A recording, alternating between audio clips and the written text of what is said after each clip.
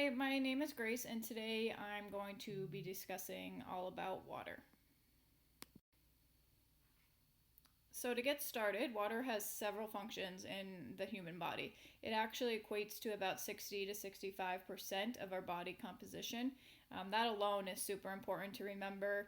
You can see here that for females it's slightly less at 60 and males at 65, but you actually can see the breakdown per the different organs of our body and how much those organs are actually made up of water. So it really makes up a bunch of our vital organs, and without it, we simply can't survive. Water also plays a crucial part in regulating our body temperature. It aids in several biological processes like digestion and excretion. It also carries a lot of our nutrients and dissolves them from the bloodstream, and it moistens our tissues and lubricates the joints. So, how much water should you be drinking daily? The recommendations currently are that for the average adult, men should be drinking 3.7 liters of fluids daily, and for women, this should be 2.7 liters daily. This, of course, varies on, depending on several factors like your activity level, your environment. So, do you live where it's really hot? Do you live where it's really cold? Your health state, like if you have any chronic illnesses that may affect your hydration level, and also if you're pregnant or not. Typically, a pregnant women may need to drink a little more just because of the demand of the baby. Also, important to note is that water and fluids account for 80% of this daily value, and typically the remaining 20% comes from the food that you eat. To some, I understand this probably sounds like a very large volume of water. I even can admit that I struggle to hit this amount every single day. Obviously, speaking, drinking water, pure water, is your best way to hydrating your body, but this can get old for everyone. So, there's actually a lot of fruits and veggies that have a high water content. You can see in this picture here, many of them have at least 90% water. This can be coined as what you would say eating your water. Strawberries, broccoli, carrots are just a few that are pictured there, but they really do have a lot of water content. As for drinking goes, alternatives to just plain water can be, seltzer waters, fruit infused waters, teas, juices. The only thing is with juices, I just want to note that these typically have a high sugar content, so to be mindful of that. You could even water it down if you wanted to. Also, milk. So, milk has a high water content as well. If you can tolerate it, it's not a bad hydrating option.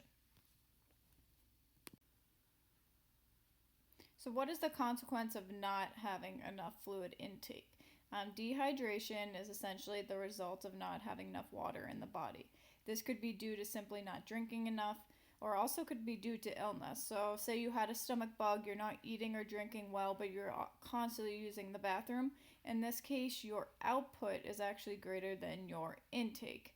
Um, it's pretty interesting because for Americans, there's dehydration is often the cause of many hospitalizations, simply because people don't realize that they're not drinking enough, and really how crucial water plays in all of these biological processes.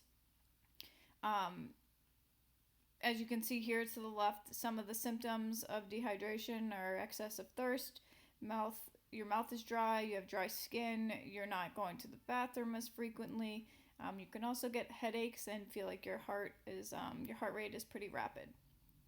Um, Dehydration can be mild, it can be severe. In severe cases, you typically will require IV fluids in the hospital, but if it's mild, as long as you replenish your fluids with water and electrolytes, you should be okay. The best way to judge your hydration level is by using a urine color chart. Like you can see here, there's so many accessible that you can find, but pretty much, if your urine is dark, you're probably dehydrated. The clearer it is, the more hydrated you are. This is a very convenient and easy way to keep track of your hydration level. Lastly, I wanted to touch on something that's pretty important as it pertains to especially the US population, and that's understanding that all fluids don't necessarily mean that you are hydrating the body as it needs. So, what do I mean by that? The US, we love our coffee, we love our soda, and that's because they have caffeine. The thing with caffeine is that it is a natural diuretic. This means that our urine output is actually increased whenever we drink them. That's probably why when you're drinking your coffee, you're like, why do I have to go to the bathroom so much?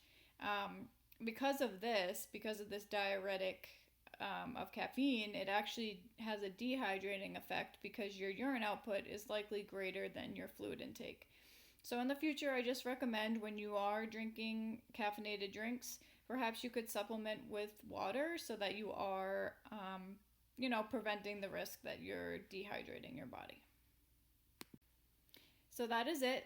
Thank you for watching my video. I hope it gave you a good basis of understanding the importance of water in our bodies and how you can keep well hydrated because it really is so vital for our survival.